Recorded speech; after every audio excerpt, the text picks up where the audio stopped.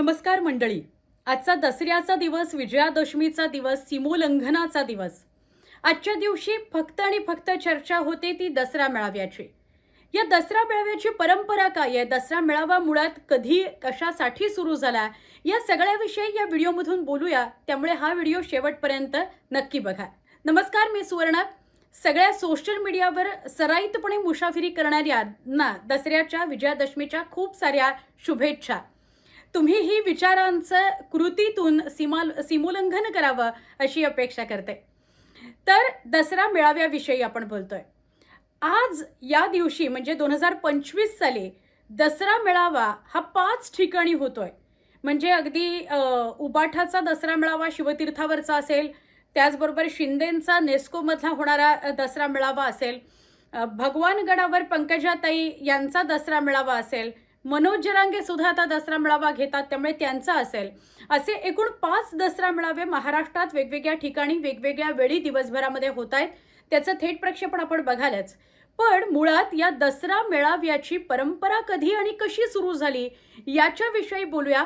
Interesting आहे. मी सुद्धा जेव्हा याविषयी माहिती काढायला लागले, वाचायला लागले किंवा अनेकांशी बोलून काही माहिती मिळवली, मला खूप रंजक वाटली. ती तुमच्यापर्यंत शेअर करते.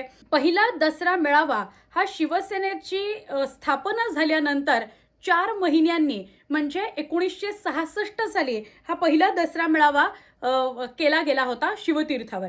तर 30 ऑक्टोबर 1966ला शिवसेनेचा पहिला दसरा मेळावा बाळासाहेबांनी घ्यायचं ठरवलं. आणि त्यावेळेला त्यांच्या मनात थोडीशी धाकधूक होती की हा दसरा मेळावा आपण बोलवतो तर आहे, पण त्याला गर्दी नाही झाली तर. त्याचं कारण असं होतं की त्यावेळेला बोलवायचं कसं, महाराष्ट्रभरातल्या लोकांना, शिवसैनिकांना या मेळाव्याला या असं सांगायचं कसं. तर त्याकरता मार्मिकमधून आवाहन करण्यात आलेलं होतं. मार्मिकमध्ये बाळासाहेबांनी असं आवाहन केलं, तमाम महाराष्ट्रातल्या शिवसैनिकांनी दसरा मेळावा आपण घेतोय तर त्या दिवशी एकत्र यावं. आता हे सुद्धा का करावं लागलं, तर काय होत होतं, 19 जून 1966ला शिवसेनेची स्थापना झाली आणि त्यानंतर पुढचे काही दिवस जर बाळासाहेबांना कुणाला भेटायचं असेल किंवा कुठल्या महाराष्ट्रातल्या नेत्याला, पदाधिकाऱ्याला जर बाळासाहेबांना भेटायचं असेल तर तो घरीच जाऊन त्यांना भेटत होता. पण मग याच्या व्यतिरिक्त महाराष्ट्रभरातल्या सगळ्या शिवसैनिकांचं एकत्रीकरण असं 4-5 महिन्यामध्ये घडलंच नव्हतं. आणि मग ते घडावं याकरता मार्मिकमधून दसरा मेळाव्याची घोषणा करण्यात आली. आणि मग असं ठरलं की दसरा मेळाव्यात बाळासाहेब काय करणार, तर बाळासाहेब पुढच्या वर्षभरात शिवसेना काय काय करणार आहे, शिवसेनेचे कार्यक्रम काय काय असणार आहेत, शिवसेनेला कोणत्या मार्गावर मार्गक्रमण करायचं आहे, हे सगळं बाळासाहेब त्या दसरा मेळाव्यामधनं सांगणार. आणि त्यामुळे दसरा मेळाव्याला सुरुवात झाली 30 ऑक्टोबर 1966ला. प्रकाश अकोलकर यांचं एक पुस्तक आहे, ज्येष्ठ पत्रकार आहेत प्रकाश अकोलकर यांचं एक पुस्तक आहे. त्याच्यात त्यांनी हा सगळा उल्लेख केलाय की कसं मार्मिकमधून बोलावलं गेलं आणि बाळासाहेबांना कशी थोडी धाकधूक होती. म्हणजे त्यात हा जो उल्लेख आहे की बाळासाहेबांना थोडी धाकधूक होती की आपल्याला आपण बोलवलं तर आहे लोकांना, पण लोक नाही आले, शिवसैनिक नाही आले तर काय करायचं. म्हणून शिवाजी पार्कचा जो मध्यभाग होता तिथं स्टेज उभारला गेला होता पहिल्या वर्षी. पण झालं उलटच. इतकी तुफान गर्दी झाली, इतकी तुफान गर्दी झाली की काही विचारता सोय नाही. आमचे एक पत्रकार मित्र आहेत धवल कुलकर्णी म्हणून, त्यांचं एक ठाकरे विरुद्ध ठाकरे पुस्तक आहे, तुमच्यापैकी अनेकांनी वाचलं सुद्धा असेल. आणि प्रकाश अकोलकरांचं सुद्धा पुस्तक काहींनी वाचलं असेल. तर या दोघांच्या उल्लेखांमधून हे सुद्धा लक्षात येतं की म्हणजे धवल कुलकर्णी आपल्या पुस्तकात असं म्हणतात की हा जो शिवाजी पार्क आहे त्याचा उल्लेख म्हणजे त्याचं नाव पूर्वीचं जे होतं ते माइंड पार्क असं होतं, माइंड पार्क. आणि त्याचं 1927 साली शिवाजी पार्क असं नामकरण झालेलं आहे. आणि त्याचबरोबर पहिल्या वर्षी म्हणजे जेव्हा 1966 साली बाळासाहेबांनी असा विचार केला की दसरा मेळावा आपण घेऊया, तेव्हा त्यांना थोडीशी भीती होती, धाकधूक होती की गर्दी जमेल की नाही. पण गर्दी तुफान झाली आणि गर्दीला नियंत्रित करण्यासाठी एकही पोलीस नव्हता. तुम्ही बरोबर ऐकताय, एकही पोलीस नव्हता. पोलीस सुरक्षाच बोलवली गेलेली नव्हती. तर असा एक उल्लेख आहे की अनेक त्यावेळेचे जे महाराष्ट्रभरातले पैलवान होते, जे शिवसेनेशी जोडले गेलेले होते, त्यांना सुरक्षेची जबाबदारी दिली गेलेली होती की शिवाजी पार्क परिसरामध्ये जे राहतात त्यांनाही त्रास होऊ नये आणि जे महाराष्ट्रभरातनं आलेले शिवसैनिक आहेत त्यांना सुद्धा कुठेही धक्काबुक्की किंवा कुठल्याही गर्दीचा त्रास होऊ नये. त्यामुळे असा पहिला शिवाजी पार्कामध्ये दसरा मेळावा पार पडला. असं म्हणतात की बाळासाहेब प्रत्येक दसरा मेळाव्यामध्ये विचारांचं सोनं लुटायचे. म्हणजे हृदयापासून हृदयाला भिडणारा असा बाळासाहेबांचा संवाद होता. असे अनेक पत्रकार असतील ज्यांनी 1966 साली तो पहिला दसरा मेळावा कव्हर केला असेल आणि त्यांच्याकडनं खरं तर अनुभव ऐकायला अजून रंजक वाटले असते. त्यामुळे आत्ता कसं आहे, आत्ता पुस्तकं, आत्ता वर्तमानपत्र किंवा वेगवेगळ्या पत्रकारांशी बोलून काही माहिती गोळा करता आली.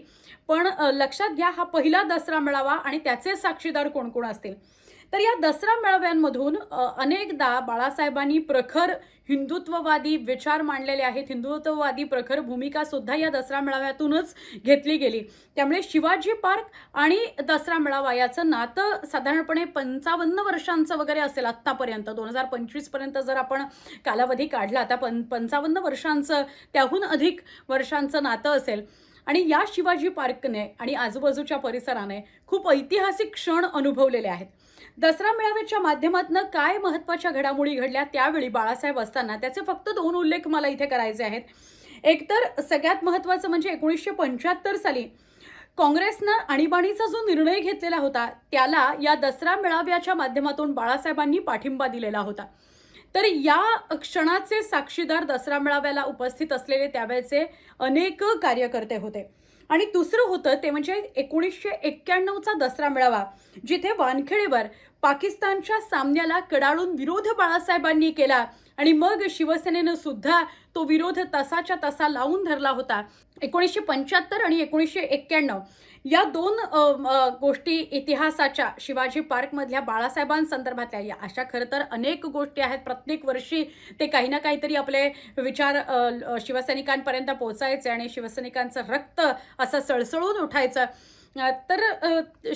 त्यामुळे अशा प्रकारच्या अनेक घडामोडी शिवाजी पार्कनं पाहिलेल्या आहेत आणि दसरा मेळाव्यानं पाहिलेल्या आहेत. या दसरा मेळाव्याच्या निमित्तानं ही एक आठवण तुमच्यापर्यंत पोहोचवायची होती. आणि अजून एक महत्त्वाचं म्हणजे पहिल्या वर्षी 66 साली ती थोडीशी जी भीती बाळासाहेबांना होती की शिवसैनिक जमतील की नाही, गर्दी होईल की नाही, आणि म्हणून मग स्टेजच्या समोरच थोड्याशा खुर्च्या लावल्या गेल्या आणि स्टेज पण मध्यभागी उभारलं गेलेलं होतं. पण तो दिवस होता पहिला दसरा मेळावा, जेव्हा अजिबात कल्पना नव्हती की सगळं शिवाजी पार्क भरून जाईल. तुडुंब भरलेलं होतं त्यावेळी सुद्धा शिवाजी पार्क. आणि त्यानंतर आजपर्यंत सुद्धा असं झालेलं नाही. म्हणजे बाळासाहेब हयात असेपर्यंत तरी असं एकदाही झालेलं नाही की शिवाजी पार्क भरलं नाही आहे दसरा मेळाव्याच्या दिवशी. तर आत्तापर्यंत दसरा मेळावा झाला नाही असं झालं का? तर हो, 3 वेळा असं झालं की दसरा मेळावा होऊ शकला नाही. त्यावेळच्या परिस्थितीमुळे 2दा निवडणुका होत्या, एकदा अतिवृष्टी झाली, त्यामुळे परिस्थिती प्रचंड वाईट होती, म्हणून दसरा मेळावा घेतला गेला नाही. बाळासाहेब हयात असतानाचीच ही गोष्ट आहे. पण त्या व्यतिरिक्त असं कधी घडलं नाही की दसरा मेळावा झाला नाही आहे. आजच्या दसरा मेळाव्यामध्ये काय मिळतं, त्या पक्षाच्या प्रतिनिधींना काय मिळतं, महाराष्ट्राला काय मिळतं, हे बघणं महत्त्वाचं आहे. आजचे दसरा मेळावे हे फक्त राजकीय कुरघोडी करता तयार आहेत का, राजकीय कुरघोडी करता ते केले गेलेत का, हे सुद्धा बघणं महत्त्वाचं आहे. अर्थात कुठलीही कमेंट मी करणार नाही, पण तुमच्या दसरा मेळाव्यासंदर्भातल्या अशा काही विशेष आठवणी असतील, कमेंटमधून आमच्यापर्यंत नक्की पोचवा.